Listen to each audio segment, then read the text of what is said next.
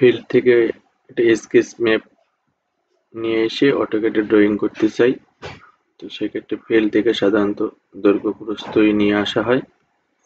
এই পদ্ধতিতে আমরা একটা ড্রয়িং করব। আমরা একটা লেয়ার নিয়েছি, প্রপার্টি পলিলাইন দিয়ে একটা লাইন নেব। এটাকে সরল রেখা নেব না, অর্থ অফ করে এরকম একটা রেখা নেব। মাউসটা এভাবে রাখলাম, কত 34 ফিট 10 ইঞ্চি। তারপরে আরেকটা প্রস্থ নেই, যে কোনো এইখান থেকেও নিতে পারি, এইখান থেকেও নিতে পারি। তো সাধারণত এইখান থেকে নিলাম। এটা একেবারে সরলরেখা উঠবে না, জমি কখনো সরলরেখায় হয় না। আপনি এদিকেও টান রাখতে পারেন, এদিকেও রাখতে পারেন, আপনার ইচ্ছা। তাহলে এক হচ্ছে পরেরটা কত 21 ফিট। এখন 29 ফিট 8 ইঞ্চি। এখান থেকে একটা সার্কেল দেই, 29 ফিট 8 ইঞ্চি। এইখানে একটা সার্কেল নেই, 23 ফিট 8 ইঞ্চি। এই বৃত্তচাপ যেখানে ছেদ করছে এভাবেই করতে হয়। তাহলে হলো কি, বাহুর মাপ নেই, বাহুর মাপের জন্য আবার আলাদা ডাইমেনশন লেয়ার আছে। এটা ড্রয়িং শুরু করার সময় আগে অটোক্যাডটাকে সেটিং করে নিতে হয় ফিটে, এবং কয়েকটা লেয়ার তৈরি করে নিতে হয়।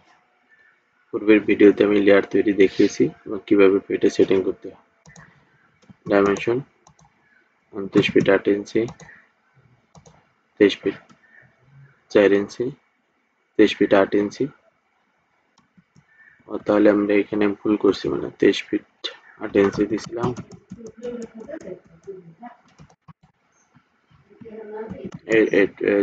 এই সার্কেলটা মুছে দিই।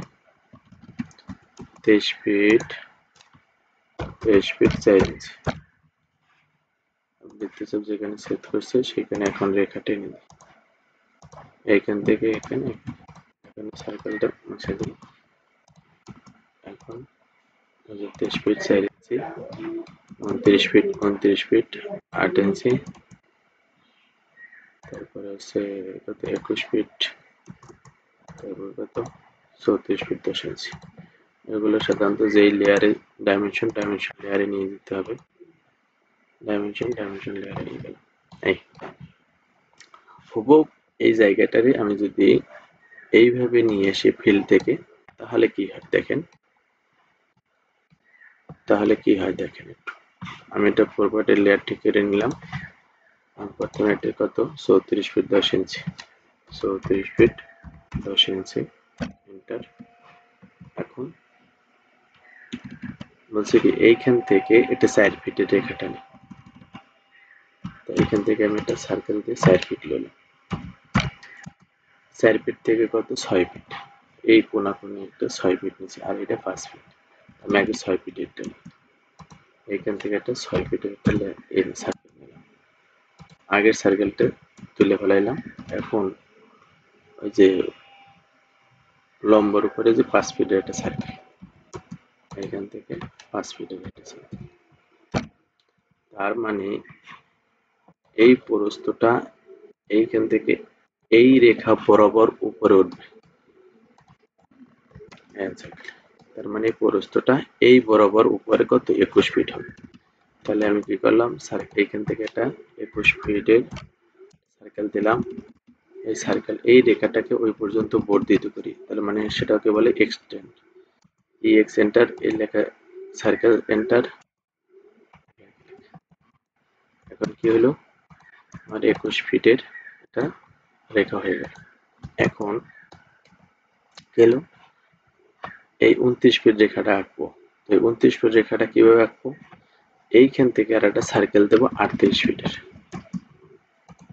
38 ফিট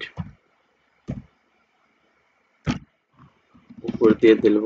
এইখান থেকে একটা সার্কেল দেবো 29 ফিট 8 ইঞ্চি, 29 ফিট 8 ইঞ্চি।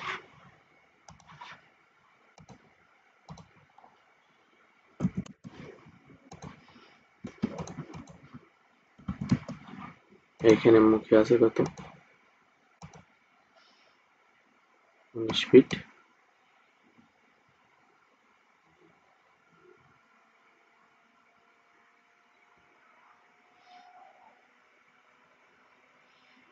তার মানে এই পদ্ধতিতে আমার দরকার নেই। আমার যখন এই রেখাটা হয়ে গেছে, আমি এইখান থেকে এখানে একটা সার্কেল দিই। এইখান থেকে এখানে 29-এর 8 সার্কেল দিই, আর এইখান থেকে 23 সাইডে একটা সার্কেল।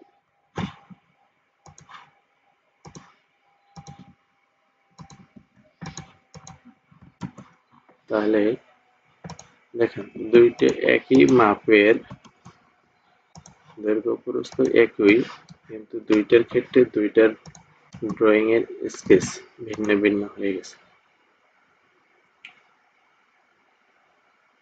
ডাইমেনশন নামে একটা লেয়ার আছে, 2।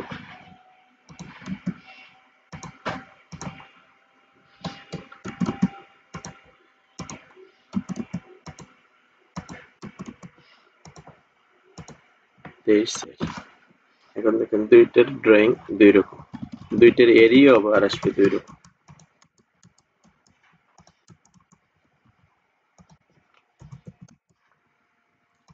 সাতশো 2 স্কোয়ার ফিট,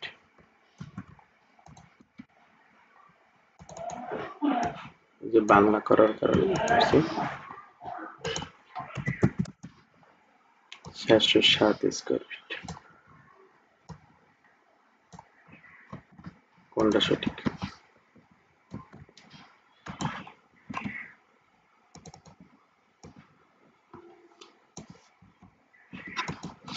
কোনটি সঠিক? আমরা এই যে একটা যে কোনো কোণার থেকে এভাবে দৈর্ঘ্য প্রস্থ কত ডিগ্রি অ্যাঙ্গেলে আছে তাহলে ওইটা চলে আসে, কিন্তু আপনি কৌণিক নিলে পুরোপুরি আসে না। প্রথমেই ঠিক করে নিতে হবে যে কোনো একটার দৈর্ঘ্য এবং প্রস্থের কত ডিগ্রি অ্যাঙ্গেল আছে, কারণ আমরা তো ফিতা দিয়ে ডিগ্রি অ্যাঙ্গেল মাপতে পারি না। সেই ক্ষেত্রে এই মাপটা নিয়ে নেব, কিন্তু এই কৌণিক মাপটা আমাদের একটু ভুল আছে, হ্যান্ড স্কেচ করে তো কোনো জায়গার মাপ নাই, হয়তো কল দিয়েছে ভুল, যেটা ভুল হয়েছে কোথাও, এই কারণে এটা মিলতেছে না। যাই হোক, আমরা সাধারণত এইটাকেই সঠিক ধরে নেব। হ্যাঁ, এইটাকেই সঠিক নিয়ে নেব, এই 702 স্কোয়ার ফিট। ক্লিয়ার?